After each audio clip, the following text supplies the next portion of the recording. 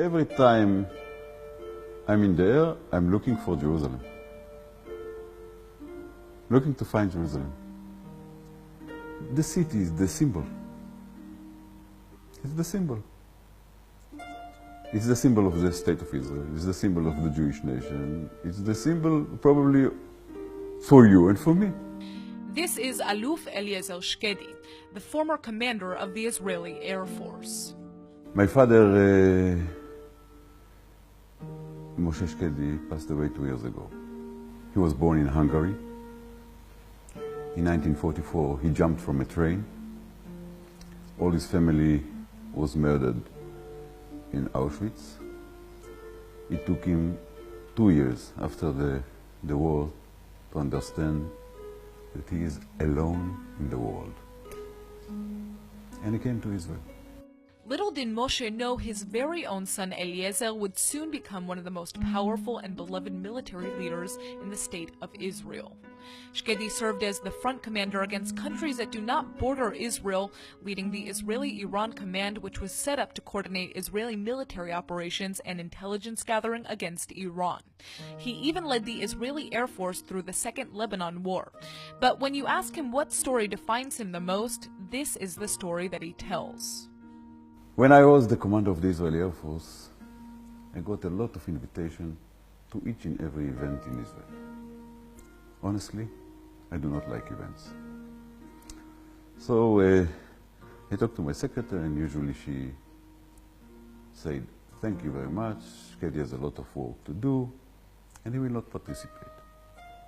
One day she came to me, and she told me, "Do you know you have an invitation from the President Peres to eat dinner with him and with the President of Hungary?" I told her, "Avital, my secretary, thank President Peres, but I will not participate." Okay. Couple of weeks later, when we talked about the next week, she told me, "You know, next week you have a dinner with President Peres and with the President of Hungary." I told her, "How come?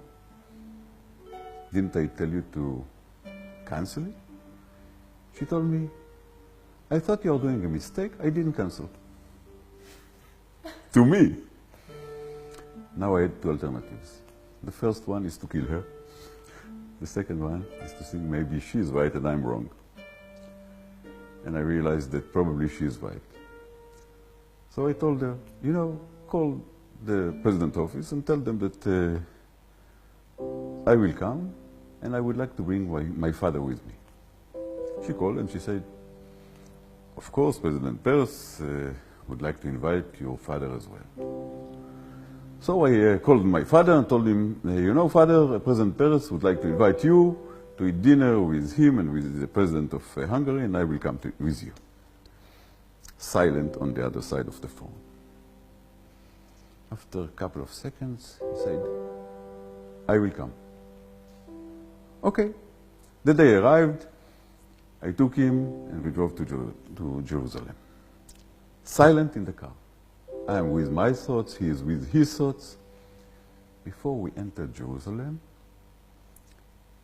he asked me, "Do you understand what's going on?" I told him, "Of course, we are going to eat dinner with President Peres, with the President of Hungary, and later on I will bring you back." And he told me, "You understand nothing." Since I'm talking to the Jewish people all around the world, probably all the people will understand. It was like Haggadah Shel Pesach and Chad Gadya. What it means, he said, "I, Moshe Shkedi, is going to Jerusalem, the capital of the state of Israel and the capital of the Jewish nation." From the beginning. "I, Moshe Shkedi, is going to Jerusalem. I am going to meet President Peres, who is the president of the state of Israel and of the Jewish nation." From the beginning. "I, Moshe Shkedi, President Peres. I am going to this meeting with my son, who is the commander of the Israeli Air Force and the commander of the Jewish Nation Air Force." This is the title that he gave to me. And then he said, from the beginning, Moshe Shkedi, President Peres, my son, I am going to meet the President of Hungary, that 65 years ago, the value of my life was less than the value of a dead dog. From the beginning, Moshe Shkedi, President Peres, my son, the value of my life. And the President of Hungary does not know yet that he is going to apologize. And then he reached the end and he said, do you know, if someone would have asked me 65 years ago to dream the most amazing dream, the most unbelievable dream that you can imagine, no way that I would have dreamed something even close to this situation. And he's right.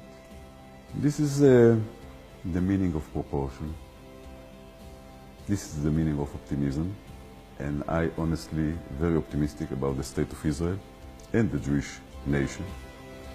And this is the story of inventing Israel day after day after day. And the President of Hungary apologized.